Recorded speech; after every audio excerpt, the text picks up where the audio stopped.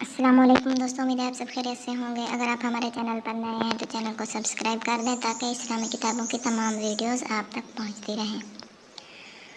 ہم پڑھ رہے ہیں صحیح بخاری کی حدیث۔ ہمارا ٹاپک ہے علم کا بیان، اور آج ہم پڑھ رہے ہیں حدیث نمبر 61۔ بسم اللہ الرحمن الرحیم۔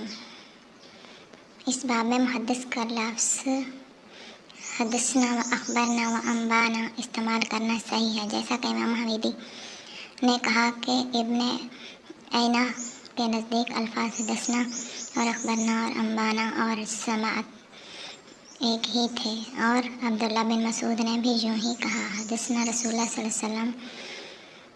درحال یہ کہ آپ سچوں کے سچے تھے، اور شفیع نے عبداللہ بن مسعود سے نقل کیا، میں نے حضرت صلی اللہ علیہ وسلم سے یہ بات سنی، اور حذیفہ نے 2 حدیثیں بیان کیں، اور ابو العالیہ نے روایت کیا ابن عباس سے، انہوں نے حضرت صلی اللہ علیہ وسلم سے، آپ صلی اللہ علیہ وسلم نے اپنے پروردگار سے، اور انس نے حضرت صلی اللہ علیہ وسلم سے روایت کیا، اور آپ صلی اللہ علیہ وسلم نے اپنے پروردگار سے، حضرت ابو ہریرہ رضی اللہ تعالیٰ عنہ نے حضرت صلی اللہ علیہ وسلم سے روایت کی، کہا کہ آپ صلی اللہ علیہ وسلم اس کو تمہارے رب تبارک تعالیٰ سے روایت کرتے ہیں۔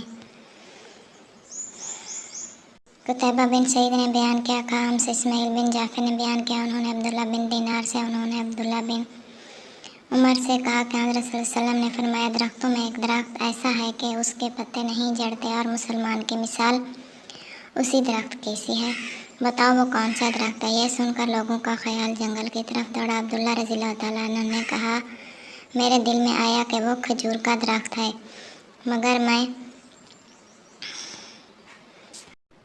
میں کچھ نہ بولا۔ آخر صحابہ نے حضرت صلی اللہ علیہ وسلم سے پوچھا کہ وہ کون سا درخت ہے؟ آپ صلی اللہ علیہ وسلم نے فرمایا، وہ کھجور کا درخت ہے۔